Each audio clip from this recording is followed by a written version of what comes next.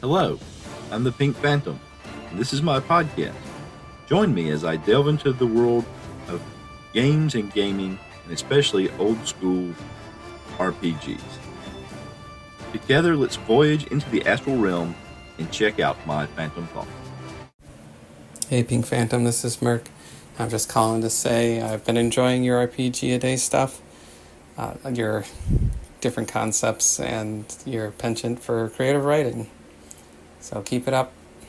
And also, I appreciate the Foundations stuff as well. I downloaded the itch version and started playing with that, so it's pretty cool. I'll probably purchase the physical copy and everything. So I am looking forward to what you do with that. It seems like a good long-term project. Anywho, thanks and take care. Thank you for the message, Merc. If you are not listening to the Merc the Meek podcast, folks, especially his RPGaDay stuff, he and his daughters are doing RPGaDay together, and they're weaving a lot of the entries together into kind of a common world, and it's very interesting. And so I really encourage you to check it out if you're not doing that. Merc also messaged me on Discord to ask me if the cards were a necessary part since I had bought the physical version of Foundations that came with cards with the prompts on cards, and asked me about the difference between the cards and the book. Did I find I was having to use the book as well? And as I explained to him, I haven't been through the book and the cards side by side to look, because this first time through, I kind of want to retain the newness, the surprise, as it were, of going through it for the first time.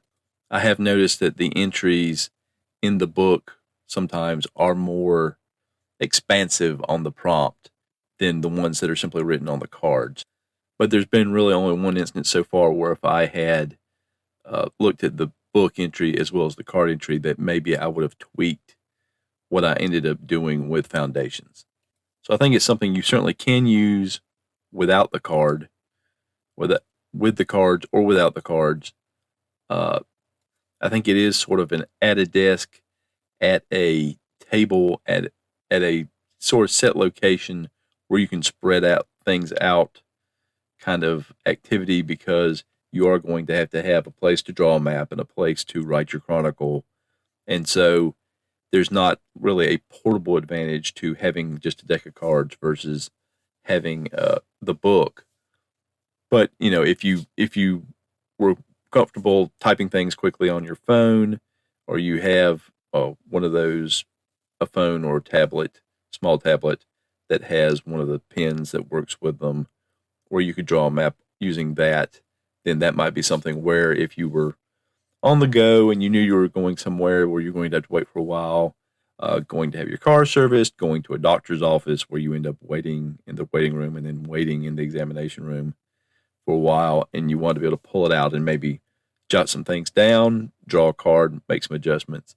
You could do something like that with the cards, of course. Of course, you could also do it with the book if you had the PDF, although you'd be swapping back and forth on your phone or your tablet between the PDF and where you do your chronicle, do your map.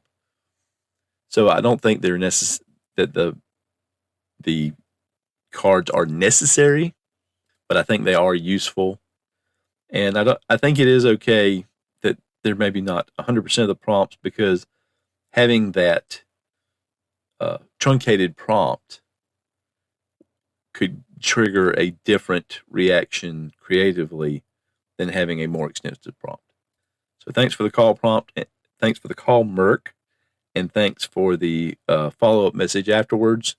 And I'll have a link to Merc's podcast in the show notes. And if you would like to contact me to ask a question or give some feedback, those links are in the show notes, and they will also be at the end of the show. It occurred to me that while I've been doing it, I haven't actually talked about RPGaDay 2024 on the podcast. I've just been putting out the daily little mini podcasts of my participation.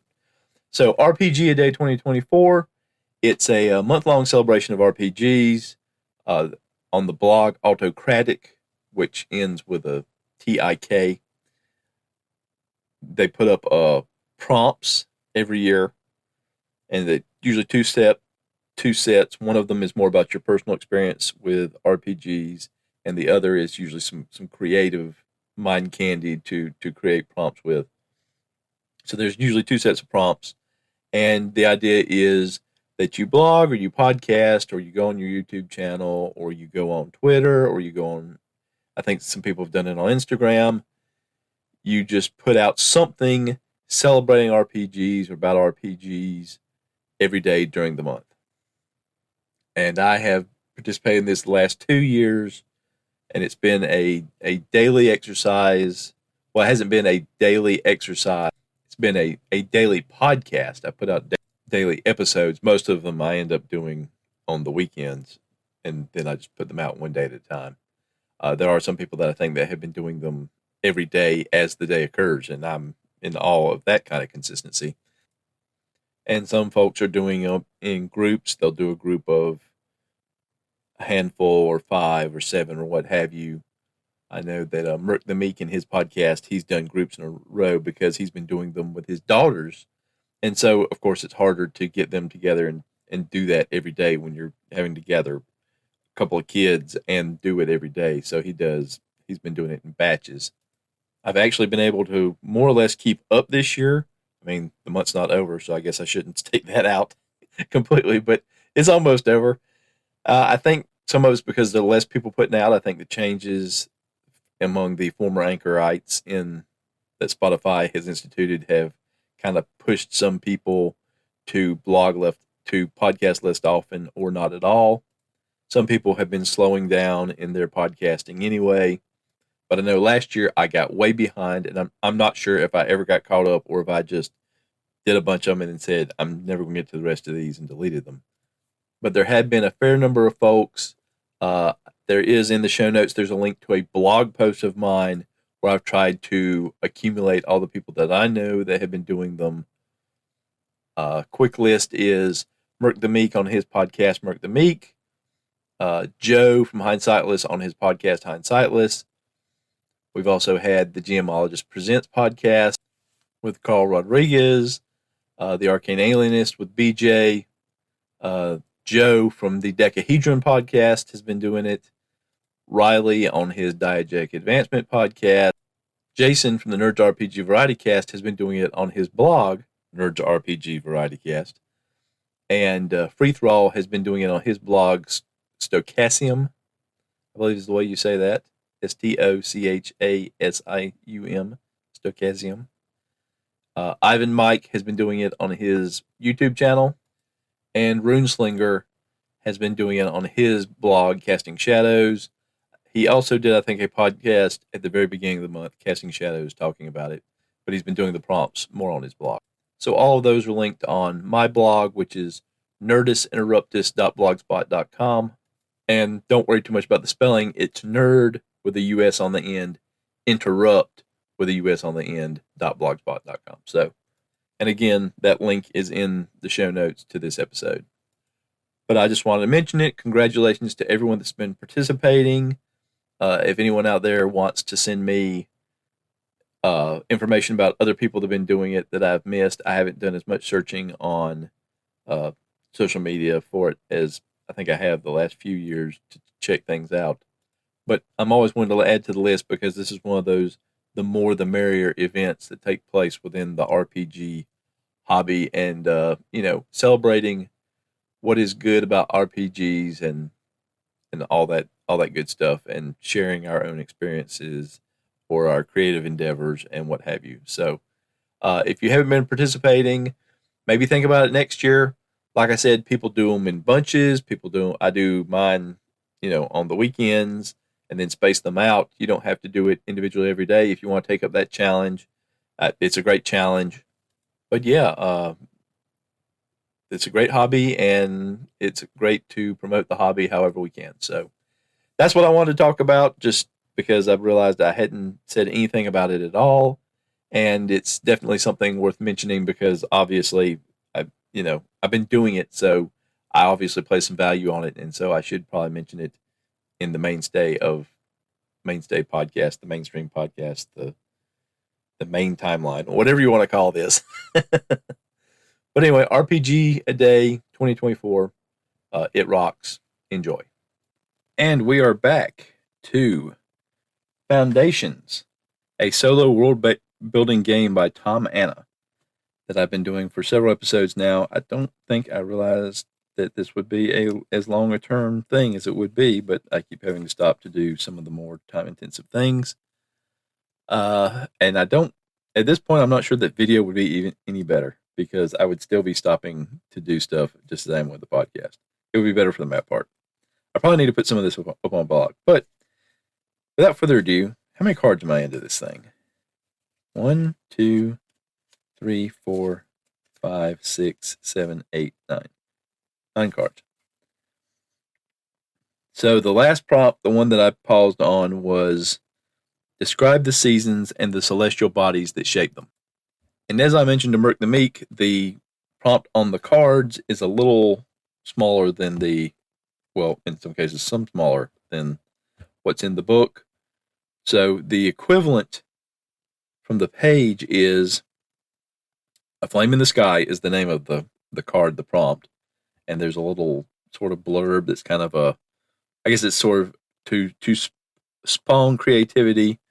A great chariot pulled the sun across the sky, bringing with it the warmth of all life. And both those parts, the title and that first blurb, are on the card. So then on the card it says, describe the seasons and the celestial bodies that shape them. The complete passage from the book is, in the sky above this world is a star that gives life to all things. The movement of the star and the other celestial bodies shapes the seasons. Describe the seasons and their length. Also describe the size and color of the sun and any other celestial bodies such as moons or planetary rings. How does the movement of the celestial bodies define time on this world? How long is a year, a month, a day? What are the names of celestial bodies and their importance to the inhabitants of the world? What does the night sky look like? I did not answer all those questions because I just started writing stuff and kind of went my own way. And so here's what I came up with. The veil divides the world into day and night, kept at bay by the 3 gods of light in the daytime sky. The parts of the world beyond the veil experience darkness, cold, and the strengthening of evil, death, and soulless life, the undead. When the 3 gods of light are at their strongest, their heat keeps more of the world in light, driving back the veil. But the cost is ever more heat. When one or more of the gods must rest or recover from a mishap or battle, the world overall grows colder, and the veil covers more of the world. The day varies between the equivalent of 16 hours 40 minutes and 50 hours depending on the number of gods of light in the sky. And as you will be able to tell from this, instead of all the naming stuff that was in the entry in the book, which I don't think I initially read and then went back and read, I've actually got went kind of the numbers route. So between 16 hours 40 minutes and 50 hours depending on the number of gods in the sky. Though a single particularly weak god may reduce that even further, the night varies by a similar length. The smaller measured time increment of time is an arc. There are 10 arcs in a segment, 10 segments in a round, 10 rounds in a turn, 10 turns in a spin, 10 spins in a revolution, or rev, 10 revs in a circle, 10 circles in a season, and 4 seasons in a year, obviously. So I drew this from the old AD&D standard of a round being a minute, a segment being 6 seconds, and those are multiples of 10 in each other. And what I did was I just ran that multiple 10 down one from segment to arc. So an arc is 0.6 seconds, and then went up from a turn. So 10 turns is a spin, so that's 100 minutes. A revolution is 1,000 minutes, and so on, up until 4 seasons.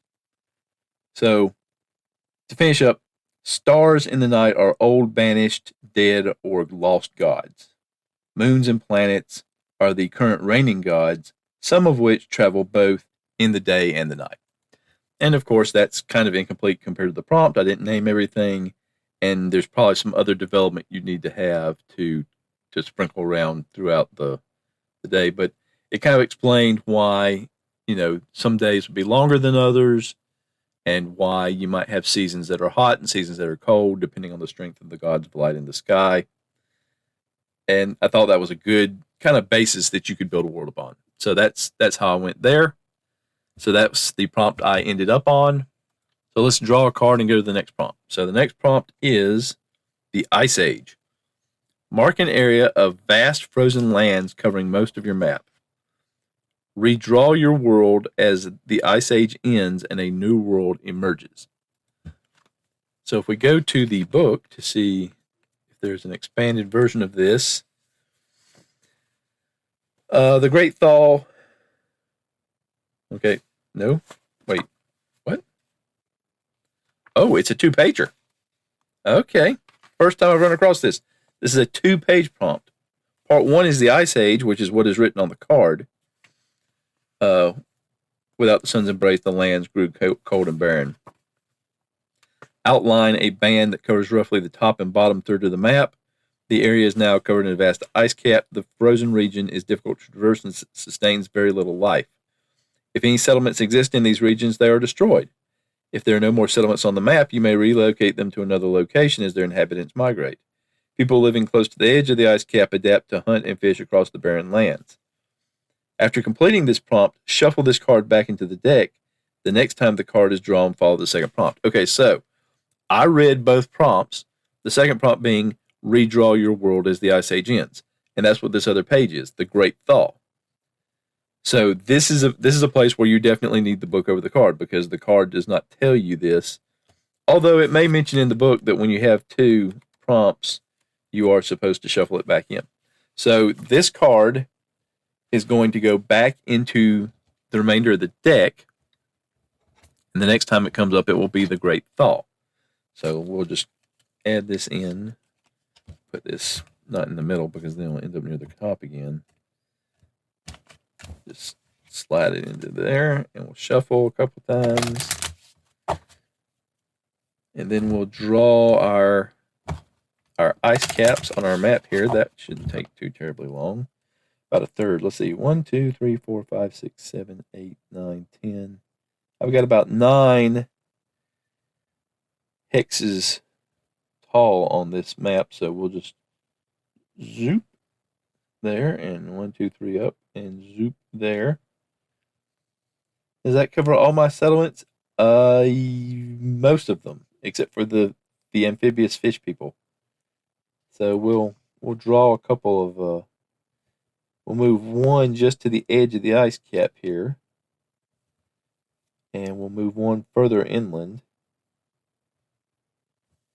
Now this other side, this one wouldn't have had to go far, so they'll move just there. I'm going to draw a light line through these to indicate that they have been abandoned. And then 1 there. All right, so actually I'm going to draw a little one here because there's near where the temple is for the undead god that we established previously. All right, next card. Blood and Sand. Create a nomadic culture or species of the desert. And our expanded prompt is, if you've not yet added any deserts to the map, shuffle this card back into the deck. Have I added any? I don't think there's been a prompt to add deserts. Let's see. Birth of the Mountains, Beasts of Burden, First Peoples, Wind Shapes the World. No, we have not had any deserts added by this. So we'll shuffle this back in. While shuffling this episode, shuffling on this episode is brought to you by Greg Stalling for Time. All right. Next card. The Lower Peoples. In the regions where land and resources are scarce, First Peoples grew small and stout. Create a small humanoid species that diverges from the First Peoples. So let's call them the Numla. I don't know why, because I think that's a good idea. All right, the Numla. When the Great Freeze came,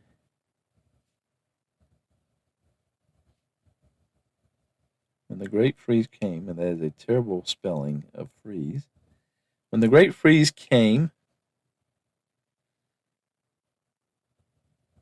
the Numla were born. And I'm going to finish writing this out right quick before I continue here. Hold on. And I'm back. All right, so the Numla. When the Great Freeze came, the Numla were born. As they trudged through the snow and cold, game and fruit grew scarce. The goddess of mercy took pity on them, and they grew small of stature, though their feet and bellies remained. Their arms drooped to the ground, and they pushed themselves with spiked knuckles across the icy landscape. And what I'm envisioning here is almost, you know how a lot of the creatures in the north develop blubber under their hides so that they retain their body heat. And of course, even if you're, especially if you're shrinking down, you're losing overall body mass. And so I pictured that their feet would remain large and they develop these kind of spikes on their knuckles so they could almost essentially ski across the landscape. So that's what I'm picturing for the Numla, the little small peoples. So that's a little over 10 minutes that I've been working on this. Let's see if we get one more that I need to work on in the interregnum between now and the next episode. Ooh, magical winds. Mark a land where magic flows in abundance, or describe a time when magic vanishes. Let's see if there's an advanced version of this in the book. Magical winds. For magical winds, it says randomly select 2 points on the map. Between them flows a magical force, like a wind, light, or invisible energy. In this area, magic is very common. The natural world here is shaped by magical influence. Describe how the landscape is changed by magic. You may create a subspecies of a group living here that are transformed by the magical presence. The option is magical drought. Until you draw another magic card, a strange force causes magic to disappear from the world. Any magical creatures become extinct, and no one is born with magical powers during this time. How does this change the world? What happens when magic finally returns to the world? I'm going to go with the magical winds option because that's something to draw out on the world map, and that is where I will pick up the next time. Thank you for indulging. And now, more from my solo AD&D RPG campaign, Tales of the Dragon Slayers. It's day 120. The party has mostly been reunited, lacking only Cudgel, who is at the fort training. I'm going to try a little on the go dungeon delving as we go instead of just using a summary. One thing I have done ahead of time is I did roll up using the AD&D Dungeon Master's Guide the rooms, so room sizes, hallway sizes, things like that, but not the contents of the rooms or anything like that. So to access this sort of last upper part of the hill that they're in, the keep that they've taken over, they've got one more chimney to go up. So they get travel through areas on the first level that they've secured. They get to the chimney. Bernie is going to have to climb, try to make his climb walls check so he can secure a rope to bring the rest of them up. And with a 40% versus an 85% need, he easily scales. The elf just goes straight up. The party, it's a huge party at this point. It's 9 people, probably a little unwieldy. Probably should divide them up into teams, but they haven't been together in a while, so they're doing an adventure together. So once they get up, the front line is going to be Sir Gus, the paladin cleric, Bernie, the elven fighter, magic user's thief, and Sven, the halfling fighter. The second rank, you'll have Harl, the human ranger, and Michael, the human fighter, who both have spears, and then Katya, the half-elven cleric fighter magic user, she'll be standing behind Sven. Since she has that height advantage, she'll have the opportunity to cast spells, possibly use a ranged weapon. And then bringing up the rear, Edgar, the human fighter druid, Quinn, another human ranger, and Pryor, former paladin, currently just a fighter. They find themselves in a 10-foot wide corridor, and the only direction that they see to go is north. About 30 feet up, they see a passage branching off to the southwest. They go to the end of the corridor, they find a door. So they backtrack to the branching hallway, and they go down it about 40 feet, and they find another door, this one on the northwest side. Bernie checks for noise.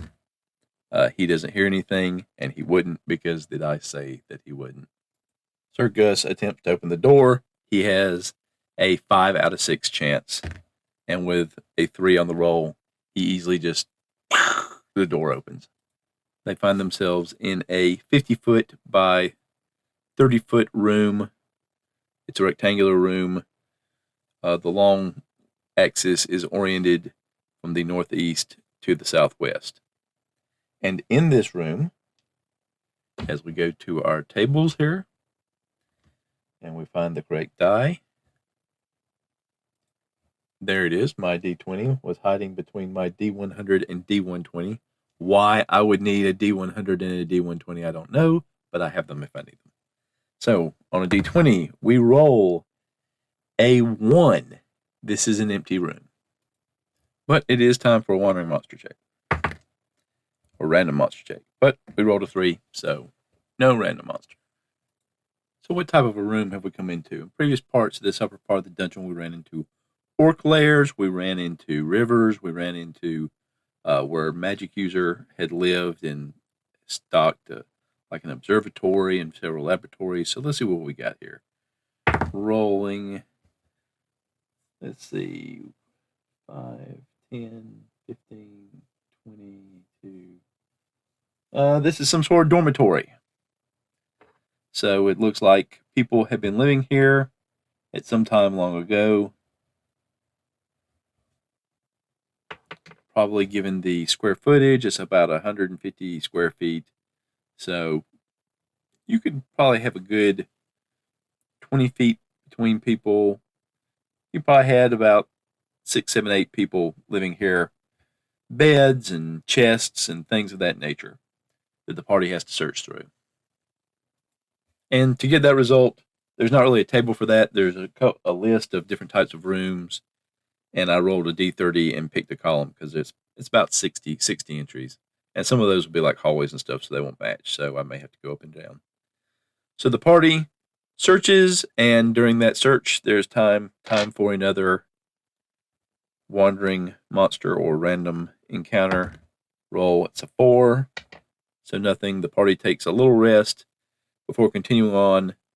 The room is open on the north east corner, and it goes into another large room. This one is 70 by 40. So let's see what we find in this room. And with a 15, we get monster and treasure. So monster and treasure. So now we get into it. Here we are. Is the party surprised? They roll a 5. They are not surprised. Is the monster surprised? Or monsters? A 2. They are going to be surprised. That's going to be 2 segments of surprise for the monster. So what kind of monsters have we got? Now we do have a chart for that. So we're going to consider this. This is 3 levels up above the first level, so I'm going to call it 3rd level. So we're going to roll our D20 on the dungeon random monster level determination matrix. D20. 16. That's a pretty high roll. That's going to put them rolling at monster table 2. So monster table 2, and I've got several tables here to choose from. But first, let's see, is it Are we rolling on the table, or is it going to be the curated list I have of monsters that have lairs or there are large groups of them and they haven't recovered them all? Because they've got some dwarves they're looking for, and there's a group of kobolds, there's a handful of berserkers left, and there's some bandits that have taken up residence here. And I've been doing 50-50 since there's not probably as much chance, since there's not a lot of room left up in the hill here. I'm going to say it's only a 30% chance that it's one of the custom from the customized list. So, and we rolled a 29, so it is from the customized list. So I have a D20 here, and I roll a 3, and so they run into some more of the dwarves. They run into some of the dwarves up here.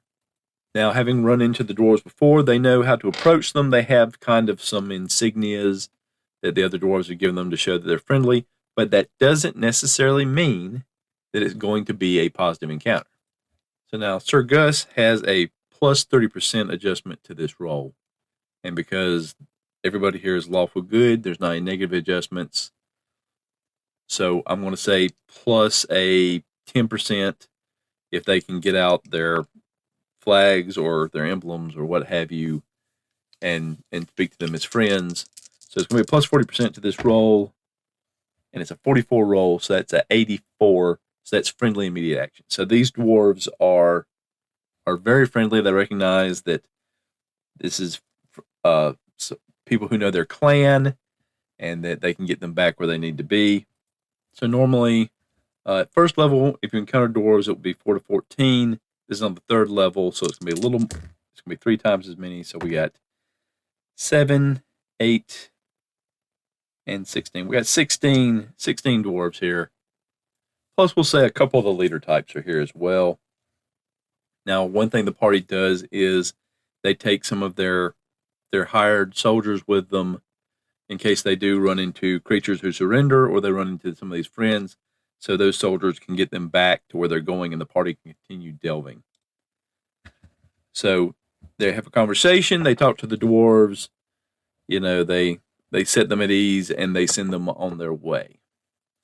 And we're going to say, since this room is connected to the other room, this is a continuation of the dormitory.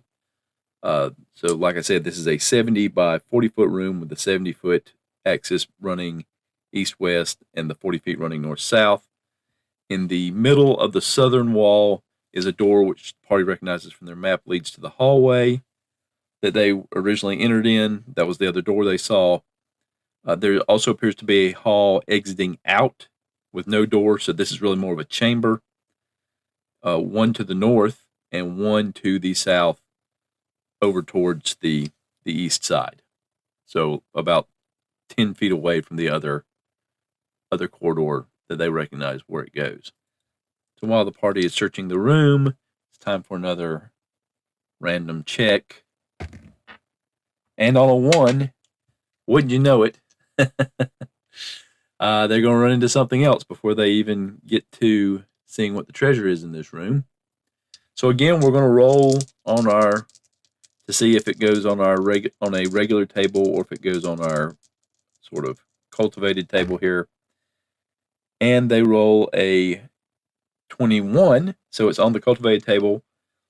And because they just ran into dwarves, I'm just going to say it's another group of dwarves. I think that makes the most sense. So we'll roll for that. And they get another 6, 14, another 14 dwarves come in randomly with another leader type with them. So they give them a little escort to send them back with their fellows as well. Well, let's do the reaction roll. 53 plus 40, that's 93. So immediate action. So wandering monster, dwarves, 14. All right, so a lot of dwarves. We're getting our dwarves together. We're able to send the dwarves and the gnomes home. So the party finishes searching this rather large room, and they are going to have to do one more random encounter check here. Oop. Nope, no random encounter. That was a 6. So now let's see, what do they find treasure-wise? This is percentile dice, isn't it? Yep, it is percentile dice. So we rolled a 70, which is 250 gold pieces per level. That's going to be 750 gold pieces. What is it located? What is it in? It is in sacks. So they find sacks. While they're searching around, they find some sacks. And what is it guarded by? Normally I wouldn't do this because it was a monster, but since it wasn't a hostile monster, we're going to see treasure is guarded by gas released by opening container. So can Bernie sniff this out? Because he's run into this before, and he's their veteran trap detector. So detect traps. He's only, because of the armor he's wearing, he's only at 15%. But I'm going to give him back that 5% he lost for the armor because he's been exposed to gas before, and it was by opening like a sack. So this is a familiar situation for him. But still, it's only a 20% chance. And he rolls a 7. So he detects, he says, oh, wait a minute, back guys. Let's back up. Let's get he gets a spear from Harl, and they step back and they open it up and the gas out, but they don't run into any poison. Nobody gets poisoned or anything. They just kind of give it a chance to air out. And they find some gold. So now they take them a little rest here. And we're going to either go north or south. Now, they came from the south, so they know what the one south exit leads to. So 50-50, even north, odd south. So they go to the other southern passage.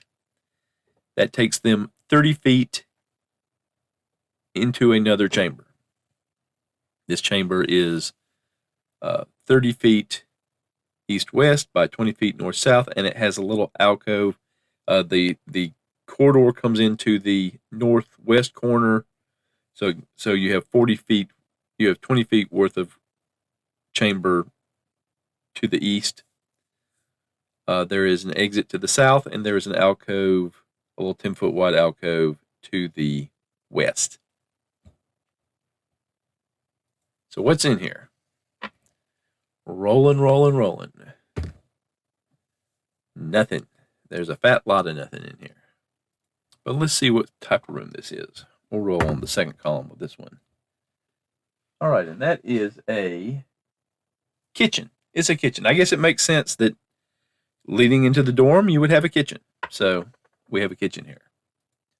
So a search doesn't reveal anything, and so they take the only other exit out of here south.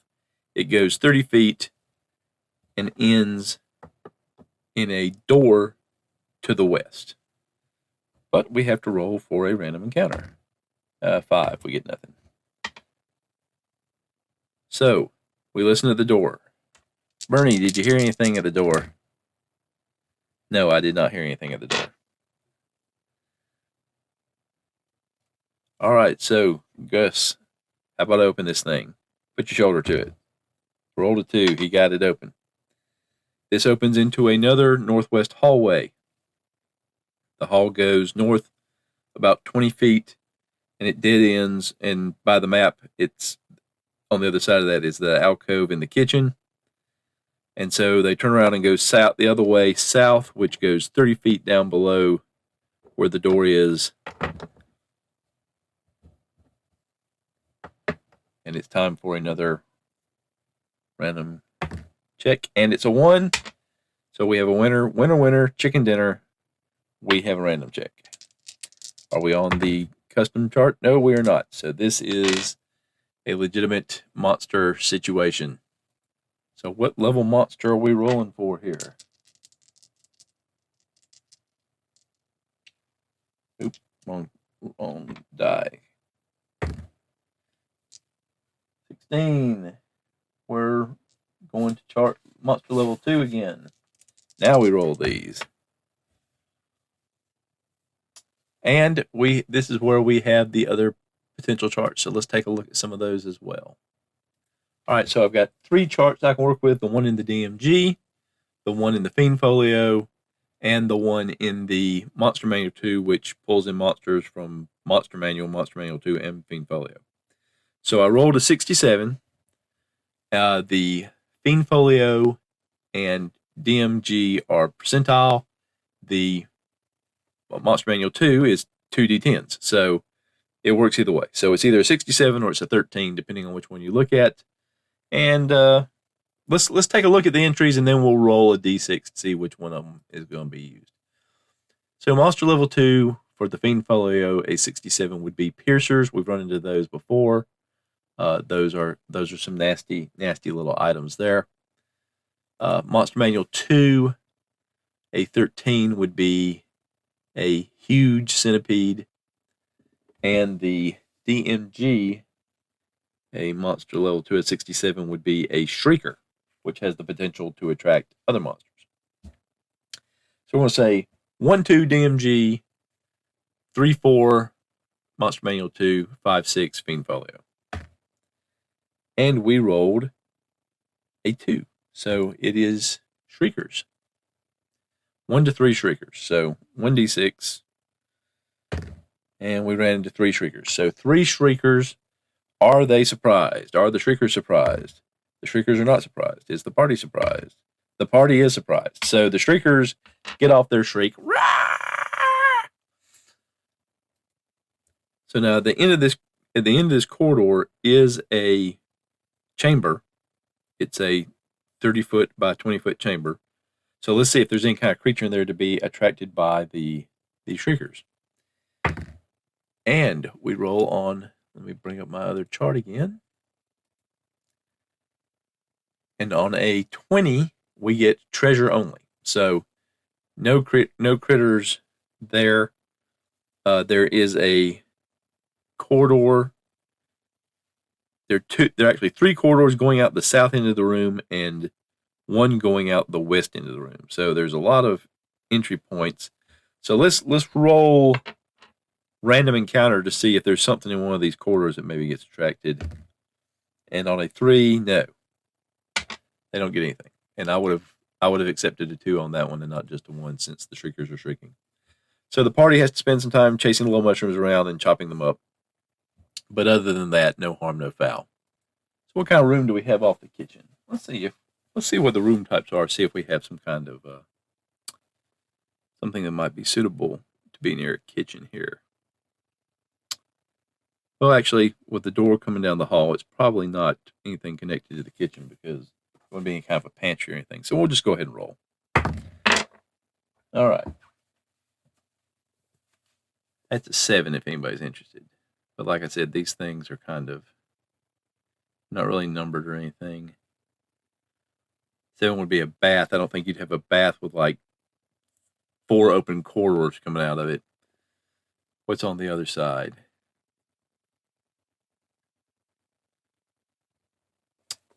Let's roll again. Those aren't good options for what this room looks like.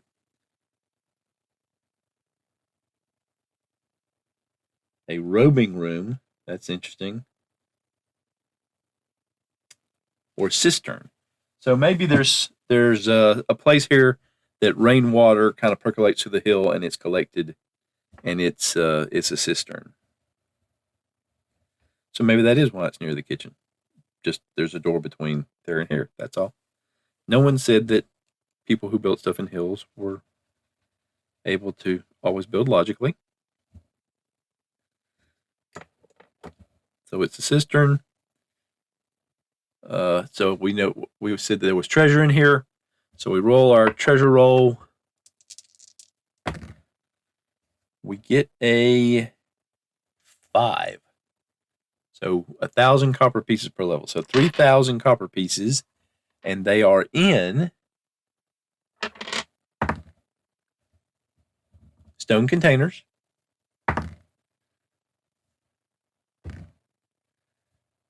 And they are hidden by an illusion. But the intelligent weapons that some of our characters have can detect treasure. So they will see through this illusion. It just takes a little time. But that is enough time to spawn another wandering creature check. And since we just had the Shriekers, I'm going to make this one 2 out of 6 as well. But they rolled a 4, so no creatures come wandering in while they're finding these stone containers with 2,000 copper pieces in them. So which way should we go through all these corridors? Well, it feels like from the map, looking at the map, it looks like that we may be on the eastern edge of this carved out area of this hill.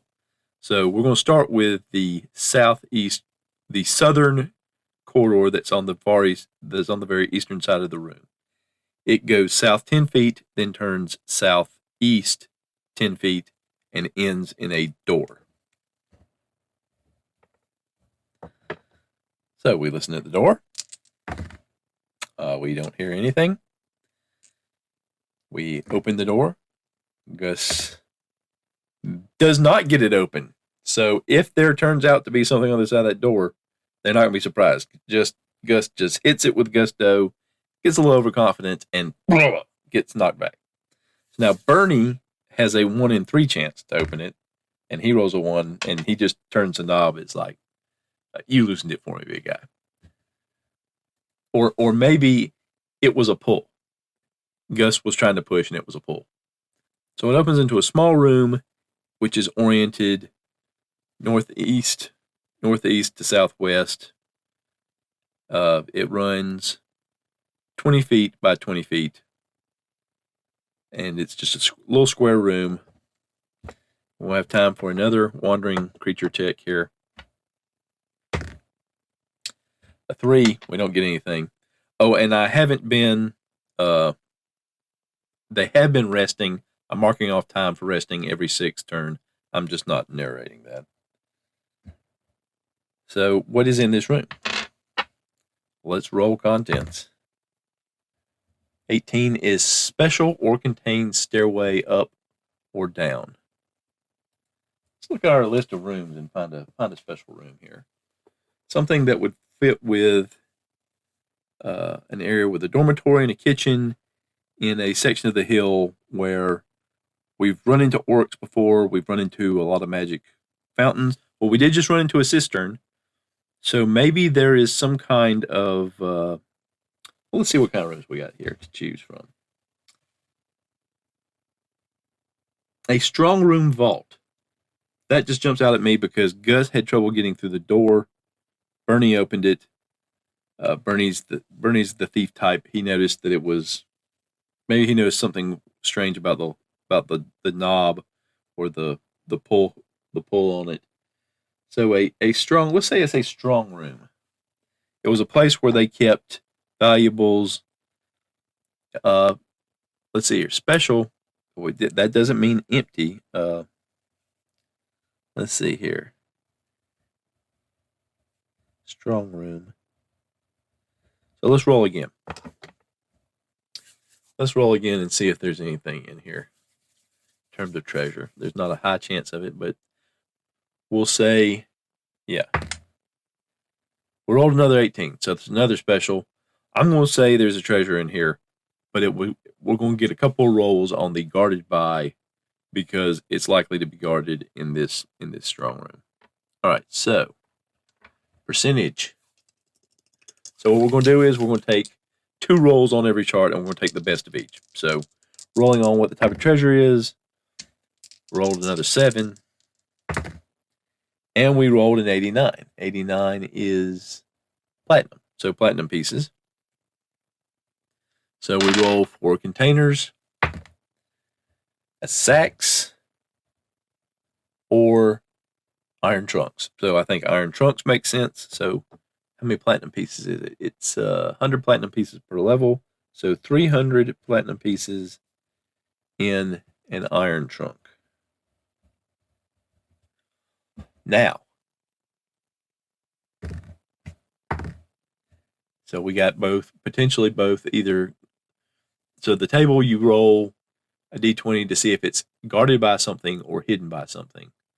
I rolled a 3, which would be guarded by something, I rolled a 13, which would be hidden by something. So we're going to double roll on each of those tables, and we may use one from each. So a 14 and a 14. So it's guarded by a 14.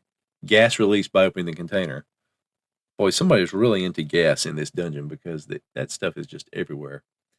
All right, and it's also hidden by a 1 and a 19. So 1 is invisibility, and 19 is in a secret room nearby. So we're going to say it's invisible, it's an iron trunk, and does Birdie recognize it this time? First, he's going to check for traps, and he does not locate any traps with a 52 because AD&D thieves are bad at their jobs. So he opens it up. Poor Bernie, always with the poison. Now, it doesn't say poison, it just says gas, doesn't it? So it doesn't have to be poison gas.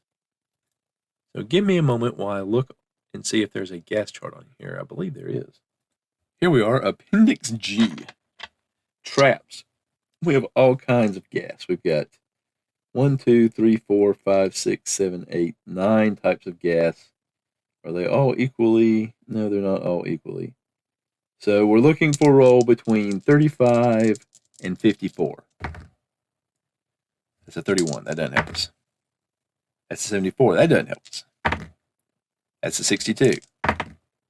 That's an 89. That's a 37. So what's the 37? 37 is corroding gas. So let's see, how much of this gas is there? Is this thing going to fill up this chamber? Because it's not a large chamber. It's in an iron trunk. Let's say, well, let's roll. I'm going to roll 3 times, and the highest number on the percentile is going to be what percent of the room gets filled up.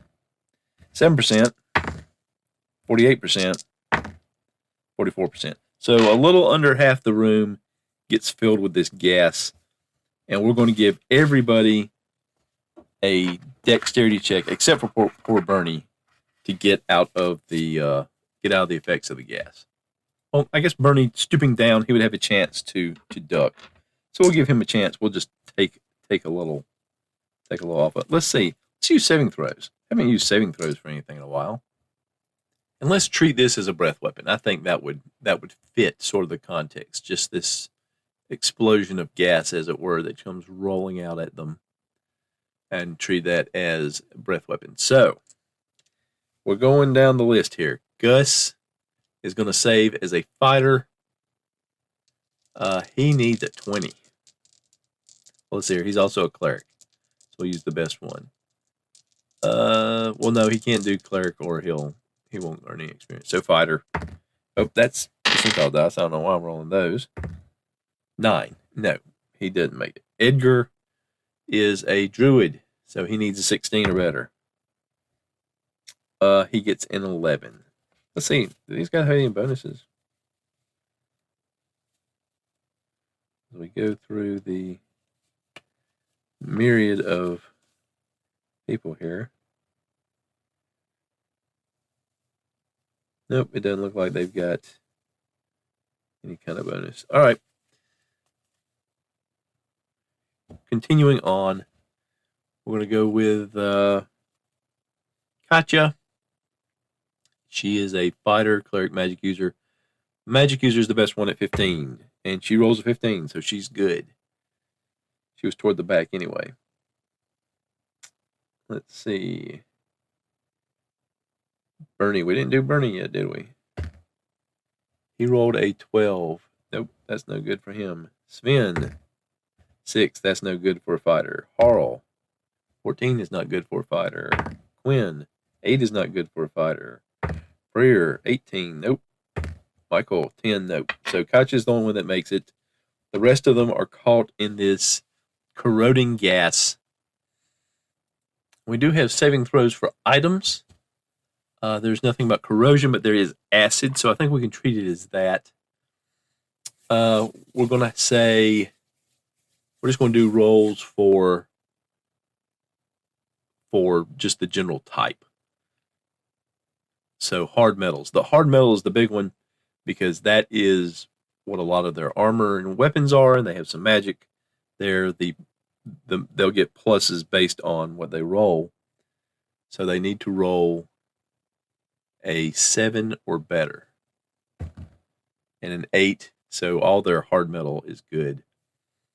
Soft metal or jewelry, there's a few things they have on them that would be in that category. They need to roll a 13 or better. This would be like their rings and stuff, so that could also be. They rolled 16. Good for them. All right. Let's see, what else would we have? Wood or rope, thick, because they've got some ropes they've been using to get around the dungeon. Needs an 8 or better. 16, got it. What else have we got? We got bone or ivory, ceramic, cloth, clothes. Clothes are important. They need 12 or better. 3, clothes start disintegrating. That's not good. Crystal or vial, glass, 6 and 5. 3. So anything they've got that's like crystal or glass that's not magical is going to be corroded by this. Oh, liquids. Potions, magic oils, poisons, acids while a container remain intact. Okay, but they do have the containers themselves, so they may have lost some of their potions. All right, so that rolled a 15, so the liquids would be fine.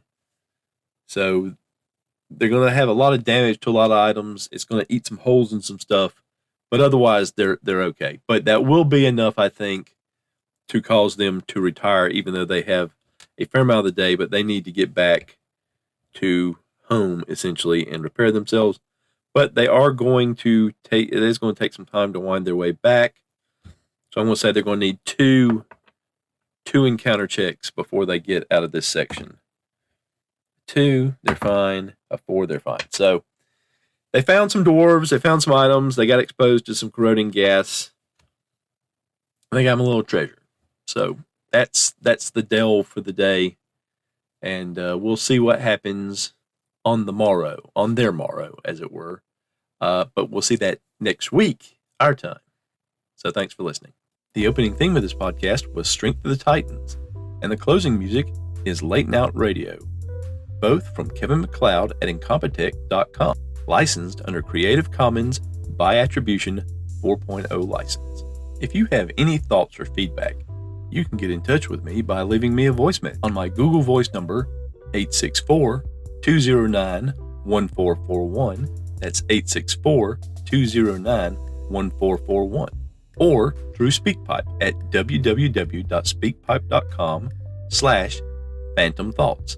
That's www.speakpipe.com/Phantom Thoughts.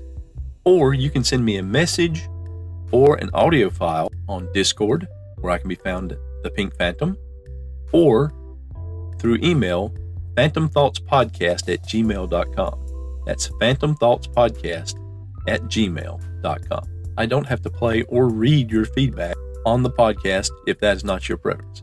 Just let me know.